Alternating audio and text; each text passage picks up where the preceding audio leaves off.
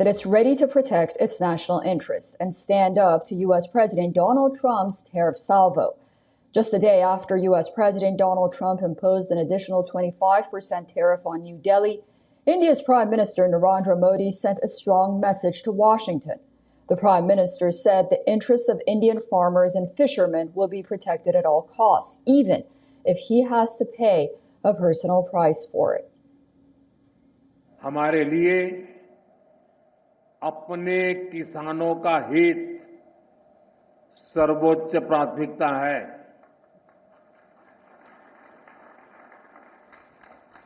भारत अपने किसानों के, पशुपालकों के और मछुआरे भाई बहनों के हितों के साथ कभी भी समझौता नहीं करेगा।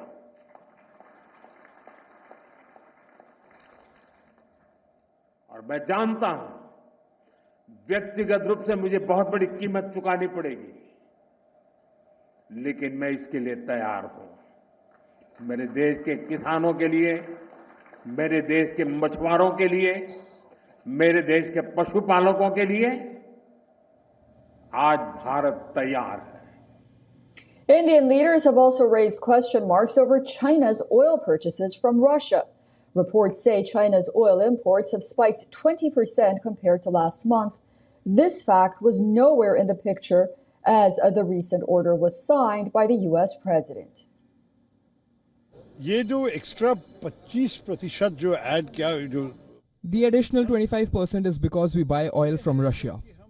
But China is buying double the amount of Russian oil than us. Still, China was given 90 days and only 3 weeks to India. If I think about it, there is something different. A message from Washington. Our government should understand and answer back. If they do so, then we will have to impose 50% tariff on USA. They cannot threaten us sitting in some other country. On being asked why he was signaling India out despite other countries like China also buying Russian oil, Trump warned there was more to come. Indian officials have said that there are other countries that are buying Russian oil. It's okay. Like China, for instance, It's buys okay. more. Yeah. Why are you singling India out for these additional sanctions? It's only been 8 hours, so let's see what happens over the next. Sanctions You're going to see a lot more. So this is a taste of You're going to see a lot more. You're going to see so much secondary sanctions. Trump was asked about Washington's own purchases of Russian uranium and chemical purchases, and he had no answer.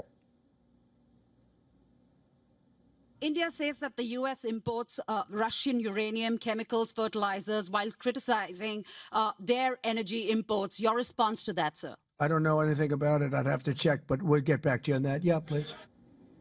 India has termed the 50% tariff on Indian imports to the U.S. as, quote, unfair, unjustified, and unreasonable. India's foreign ministry maintains that its relations with Russia was steady and time-tested.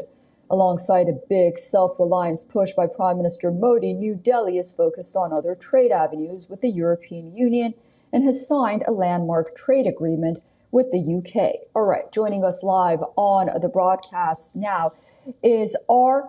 Gopalan, a former Secretary, Ministry of Finance, Government of India. Sir, thank you so much for joining us on WION. How do you look at Prime Minister Modi's statements that the interest of farmers would be safeguarded at all costs? It's very important for India to safeguard the interests of the farmers. Look at it, about 46% of our population is in agriculture. Around about 55% of the population is are in the rural areas. The agriculture here mostly is subsistence. We have non-farm activities where animals like milk animals are being used for getting income, which is very essential when there are drought conditions and farming is not taking place. So the employment in the farm areas, farming areas, agricultural areas increased from what 41-42% to 46% around the time of COVID, and it is continuing. And we have a large population in the lower about 40 percentile are in the rural areas and in agriculture, and we have to increase their income levels so that they have the purchasing power and the economy can improve as a result of that. So agriculture area is an occupation is very important in India, and therefore there is no way any government will be in a position to give up that priority and allow imports to take place in an unrestricted fashion, which will reduce the prices of the farm goods for the farmers, which is their mainstay of income. And we have no way, we don't have that kind of a big budget to ensure that we are able to compensate farmers for the income loss as a result of import prices depressing the domestic prices. So it's a very, very, very significant and very important view, which has been, which everybody holds virtually in this country. And there is, and Prime Minister as leader of this country has pointed out and flagged this issue for the consideration of everybody. And do you think it's time for New Delhi to take a tougher stance against Washington? Well, so we have a long history, a good relationship with Washington going for quite some time. We are part of Quad. We do a lot of defense purchases. We import energy, aircrafts, and possible nuclear reactors coming into the country from US is another big area. We do get a lot of technologies and investment from US. So the relationship between these two countries is of a very, very high order. Well, we have a very singularly bad incident of tariffs affecting that relationship at this point in time. But nothing is lost. We are going to still discuss. In the last week of August, a US delegation is coming to discuss the trade issues further, and we will be in a position to get something out of it. And I strongly believe that once the Ukraine-Russia war is over, I'm sure US is going to look into Russia through a different lens, and that will be the time when all these, Russian tariffs will go away. And meanwhile, we'll have to keep our head cool.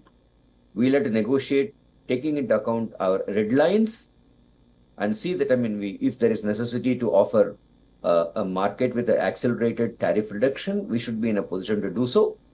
But take care of the red lines very, very clearly. Those are the areas where we will be never in a position to give up our interests.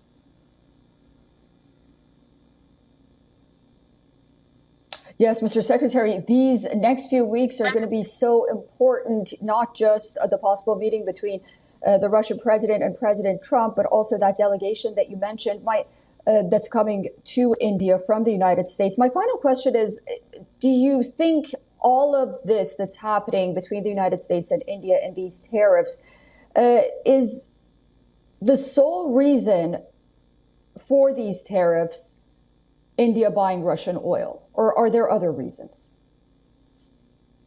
There are other reasons as well. See, buying Russian oil is because Mr. Trump has not been able to ensure, as execute his promise that the day he takes over, the next day he will be in a position to stop the war between Russia and Ukraine.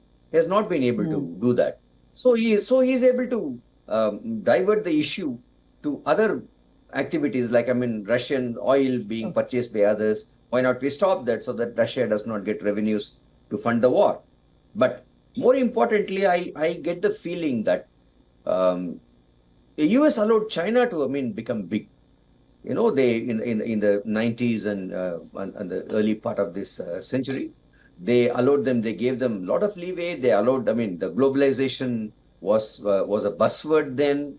WTO entry was, given to China during that time, and the technology, the lot of FDA from US flew in, went into China, and technological transformation took place in that country. So that kind of a situation is not obtainable at this point in time. And what happened subsequently? China started flexing its muscles, and South China Sea, they were able to claim a large chunk for their own purposes.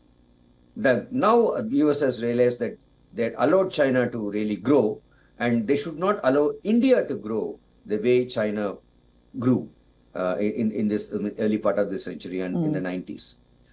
There's a bigger view, a bigger plan, or bigger objective with which US is operating, and I'm sure this is going to happen everywhere. We will be with them, but we will also be given a lot of pinpricks. Look what they have done to Pakistan now. They have, they are wanting to give arms to them. They are supporting them, and we have other enemy and China on the other side. So it's a very, very, very dexterously we should be in a position to handle this as we go along. But this is not going to end there. We will get this kind of pinpricks as we go along. It's not going to end here. Thank you so much for that thorough analysis. I look forward to speaking to you again very soon. Thanks, ma'am. Thank you very much. Thanks for having me today.